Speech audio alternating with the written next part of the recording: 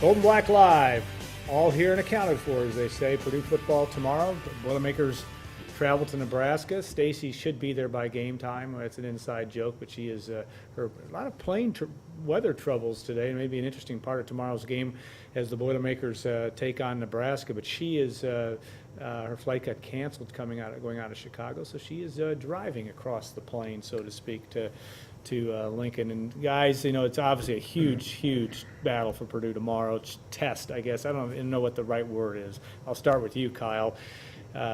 Nebraska, 23-point favorite. That's there for a reason. Purdue's played better of late. Disappointing loss 2 weeks ago, but what do you think? I think it's just a bad matchup. Nebraska's running game, which ranks among the leaders in the country, versus Purdue's rushing game, which at least recently has ranked the other direction. So, I think that makes it pretty difficult on Purdue. How are they going to be able to stop Ameer Abdullah? And then the play-action passing game, too, of the Cornhuskers, which, those two things a couple weeks ago against Minnesota were, too difficult to overcome, no matter how many points you could score on offense. I just think the combination of that and, can Purdue score 50? Probably not. And that might be what it takes if you're not going to be able to stop it. Yeah, and Brian, you've obviously looked closely at Nebraska, working on the previews this week, and this is a good football team that's capable of putting up a lot of points, but defensively has been relatively stout. I know they're middle of the pack of the Big Ten, but they've held not in points given up. Yeah, they have a pretty good front four. That's going to be an absolute handful for Purdue. When you look at the way they are able to defend the pass, opponents are only completing 48% of their passes against Nebraska. There's probably a reason for that. One of them obviously being their front four on defense. Everyone knows Randy Gregory, one of the most feared edge rushers in all of college football. I don't know what Purdue's going to do with him if Nebraska is able to take away the run, or at least slow the run to where Purdue can't hang its hat completely offensively on the run. Not that Purdue's completely relied on the run the last couple of games, but it's been a huge part of what they've done, the ability to make big plays, the ability to just, manufacture drives to kind of set up the pass. If Purdue has to pass first to win, that front four is absolutely going to tee off, and Purdue's best bet might be to hold Randy Gregory on every play and just hope they only call it a few times. You might get that text into David Hedlund here right away so that gets done. Okay, for those of you joining the show for the first time, this is an interactive show, and we'd like you to on the chat board, go ahead and send your questions in, and Allie in the back room will she'll decipher and send them to us, and we'll be happy to answer them to the best of our ability. We also want to thank our sponsors, Hilton Garden Inn, State Farm agent Trent Johnson, and of course John Basham and Basham Reynolds, and Triple X on the hill but on the level, a Purdue tradition since 1929. The weather tomorrow is an interesting thing. I can't quite grasp if the winds, I know it's not supposed to be snowy there, I guess it's supposed to clear off, but winds may be sustained 30 miles an hour plus. Purdue has played in that environment. It seems like every other time they go to Illinois that's the case, but what does that mean for tomorrow? I mean, it's hard to know. If it's a total run game only, and I find that a little bit hard to believe, does that give Purdue any advantage just because Tommy Armstrong Jr. has been dangerous throwing the football? I'll start with you, Kyle. Yeah, maybe because Purdue offense is mostly based on the short passing game. Perhaps that, the wind's not going to affect that as much, whereas, Nebraska wants to be able to run the ball and then go over top. Throw the ball over the top off play action. So perhaps slight edge toward Purdue, but if you're looking at it strictly with running games, if it gets all the way down to all you can do is run the ball, I think it swings pretty hard back in Nebraska's favor. Yeah. And both teams can run, but the Cornhuskers have proven, I think, for quite a long time that they can do it. Yeah. I think it's a wash. I think in terms of the pass game, I think, the one thing you really have to worry about with the Cornhuskers is that play-action passing game, like these guys have mentioned. Tommy Armstrong is, I don't think a lot of people talk about him in terms of what Nebraska's capable of offensively, but he's a really big piece of that puzzle because he's effective in the option running game, which is a huge part of the nation's sixth-ranked running game, on top of the nation's leading rusher, Ameer Abdullah, obviously. But also, he's got an absolute cannon. I think it's hilarious his name is Armstrong because he has a really strong arm. And, play action stuff, when you have to oversell to try to slow down that running game, which it would stand to reason to suggest Purdue would have to do to slow that running game, considering what's transpired the past couple of games. That's really going to make them vulnerable.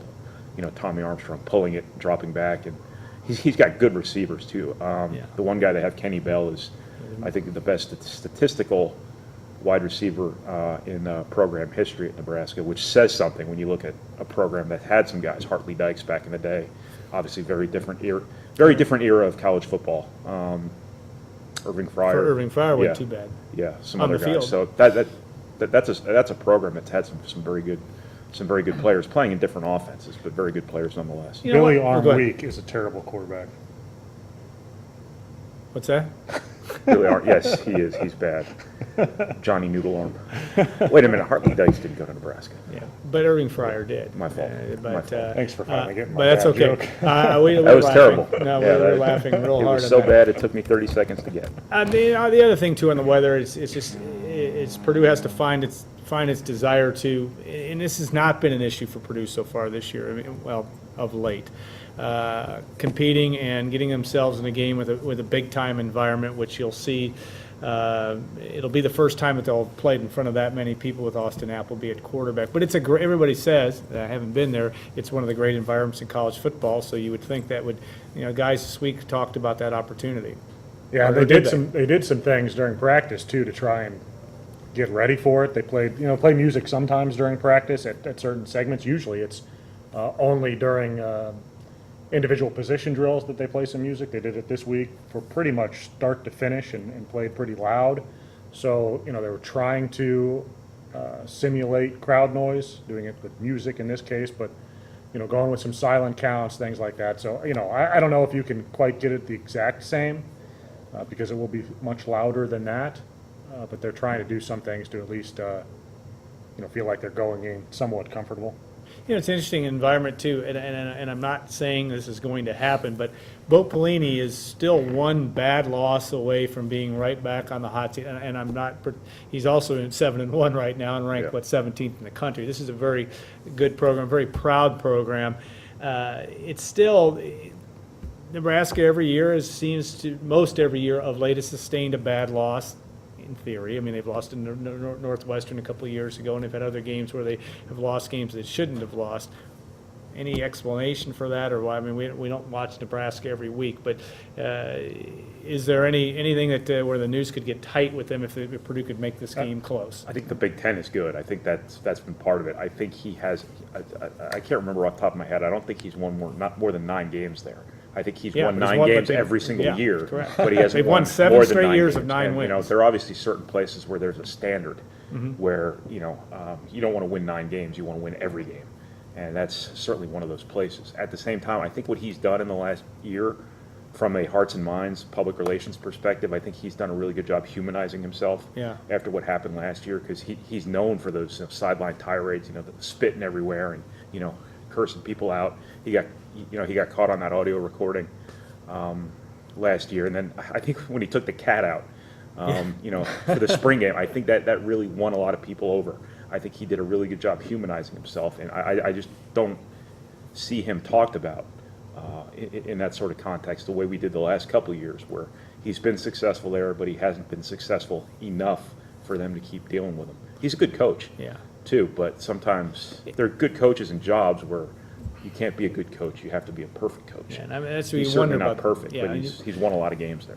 you wonder about that there, but I Well, was I going to say, think go ahead. I think their defense is still a little bit vulnerable. They've been bad in years past. I think they're getting better, and Randy Gregory makes them a little bit better because he can be a lot to deal with. But I don't think they're. I think they're probably poor at linebacker and average in the secondary. So I think there's some room maybe for Purdue and for opponents to make some yardage on them if they get past the line of scrimmage. Purdue walked in. Don't mean to compare Minnesota's defense to Nebraska's, but you walked into that game thinking Minnesota was going to be very stout defensively, and Purdue has found it's been interesting in the evolution of this offense that the Purdue has been able to find ways. Maybe it's because you have number 1 and number 8 running around back there, and what number is Appleby? Number 12. Those 3 guys seem to be making a big difference to this offense. doing the job. My question is, scheme-wise, is Purdue starting to do some things that other teams have a hard time stopping, or is it personnel? I think Purdue's done a great job with its game plans. I think they have really found ways to play to their strengths offensively. That primary strength being, the speed they have in the backfield. I think they've done a really good job from a crafting their offense perspective, staying kind of one step ahead of scouting and putting their guys in the best position possible. At the same time, though, you can only move the vegetables around on your plate so much before people catch up to you and realize you haven't eaten any of your vegetables. And I kind of wonder if that bottoming out game, I have no reason to think at all this is coming, but I just kind of wonder if at some point that bottoming out game offensively isn't coming after the success they've had the last 3 games. Because at some point in time, somebody's going to make Purdue beat them with downfield passing, and I don't know if we've seen them, be able to do that yet. quite yet. They've been working on it, and they've been working on it a long time, and they haven't made as much progress as they want. For whatever reason, their outside receivers either can't get open, or when they're getting open, Purdue's quarterbacks aren't getting the ball to them, and I think this could be an issue Saturday. For as much talk as we've had about the offensive line improving, I think a lot of that talk is centered about their rush blocking. Yeah. I don't think it's centered around their pass blocking, and I fear that Purdue is going to have some issues protecting the quarterback tomorrow. Yeah, when we've talked about pass protection these past couple games, there isn't any way to argue that the offensive line isn't playing at its highest level we've seen in a long time. But from a pass protection standpoint, when Purdue's had to drop back deep, 6, 7 step drops, however many steps it might be, they have struggled to sustain protection. When we talk about how well they've done in pass protection, there's a component to that too, where Purdue has schemed its way into protecting the passer too. They've had a lot of screens, they've had a lot of short lateral passes. They've kind of moved the action out to the boundary, some with that quick passing game. So if Purdue has to drop back and sustain coverage, especially against this particular opponent, that might spell trouble. Minnesota, 2 pressures, 2 interceptions. I don't know, I think they had more pressure than that, but on 2 of their pressures led directly to Austin Appleby throwing picks. Yeah, when he was sacked, was he sacked? I don't think he was sacked. Okay, that was the week But before. they got Michigan pressure, State, yeah. Michigan State sacked him twice as well, it'll be interesting to see. Again, as good as Austin Appleby has been, and as much moxie as he's shown, that'll be a storyline that we'll have to watch. Dave Shondell, by the way, has joined us, and he's getting ready for. He's got a lot on his mind, and he'll probably weigh in a little bit on football too. But we'll hit him on volleyball here in the next segment too, as he'll join Kyle and I. Brian, one of the things too that is a Morgan Burke term with past regimes and even going into this year, variability of play in this program. The team, certainly in the last 3 weeks in a lot of ways, and maybe you might even throw in Iowa in terms of being a game that you may be able to say every game but Central Michigan that Purdue has at least been in the football present. game. Yeah, been present.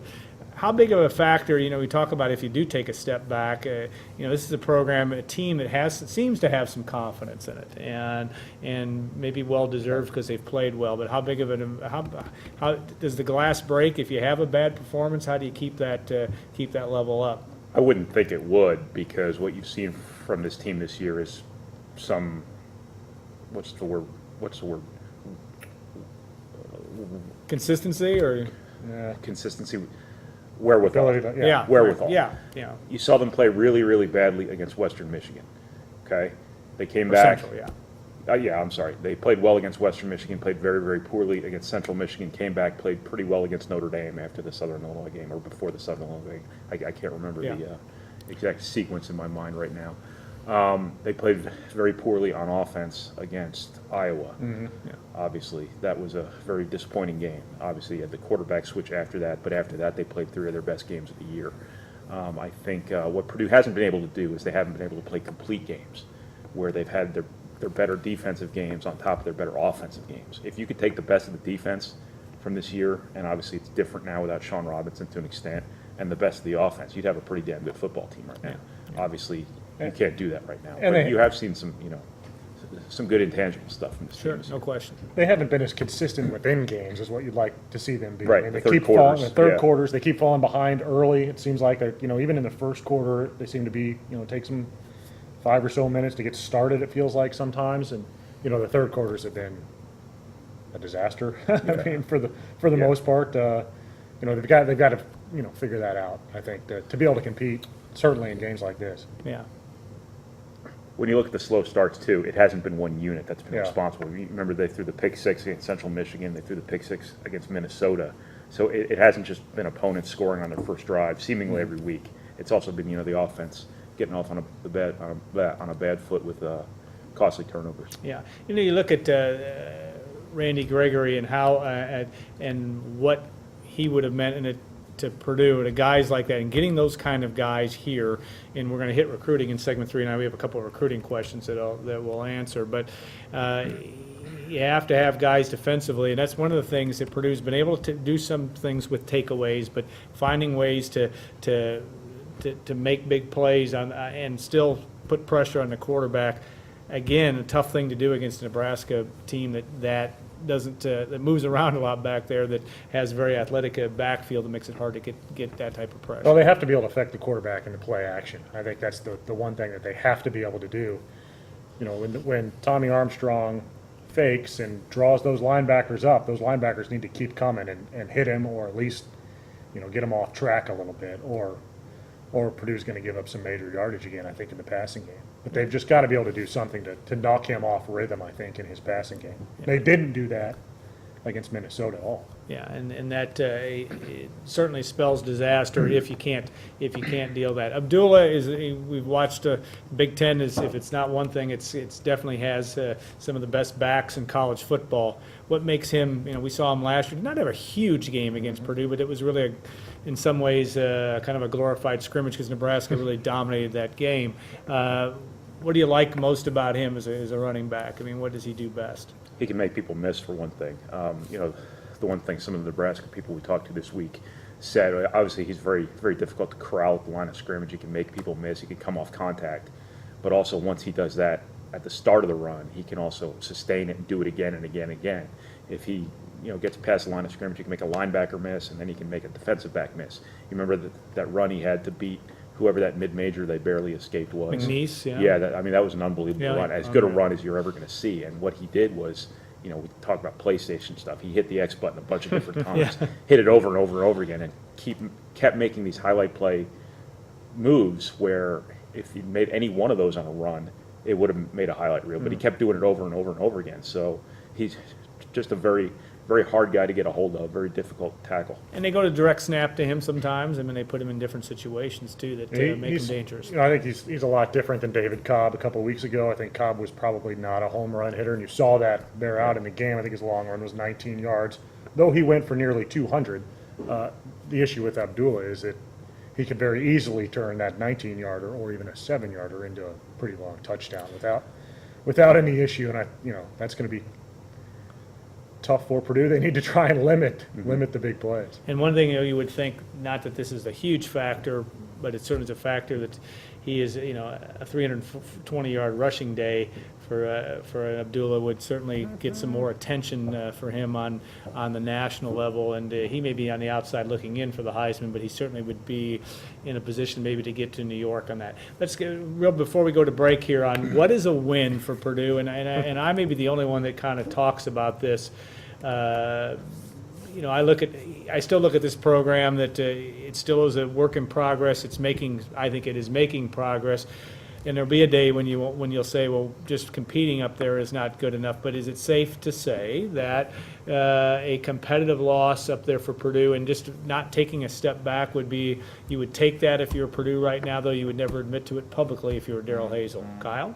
Well, the first success is the football. That's all all our Twitters are lighting up. The football team landed in Right. Lincoln, so Oh, there you go. Good. My fault. that's the first battle. What would be a win?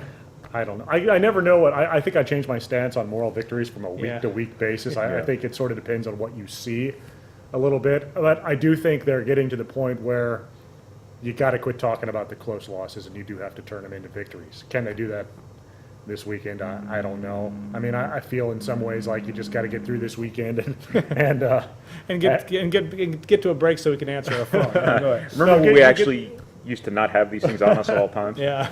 I'm sorry. But get through the weekend, and then I feel like those last 3 weekends maybe are a better measuring stick right now for this team, because I think I'm a little hesitant on Wisconsin because they looked a little better. Joel Stave looked functional last week as a quarterback finally. But I think those last 3 weeks are a little bit better measuring stick. In my opinion, what you don't want to do, even though you've been more competitive down the stretch here, is lose out. From Yes. what were they? They were Yeah. 3 Well, they'd be 3-9 if they lose. No, I know, but that would be 6 straight. Yeah. I think you don't want to do that. Absolutely. No matter how you get there, if you're competitive in every one of these games down the stretch, going 0-6 in the second half, I think would be a tough one to take after you were able to win half of them in the first half. All right. You want anything else to add to that before we go to break? 2 straight games now. Purdue's had the ball in the fourth quarter with a chance to win or tie. Hasn't been able to do it. Purdue's shown it is good enough to win football games right now. It just has to. I don't think they can on Saturday, but that doesn't mean that's not the standard. Yeah. All right. We're going to talk to a guy that doesn't want to hear about losing, and that's Coach Dave Shondell, and he's had a lot of winning in his time in West Lafayette as Purdue's volleyball coach. We'll have the coach on here in the next segment. Stay put for a couple minutes, and we'll be back for the next segment on Gold and Black Live.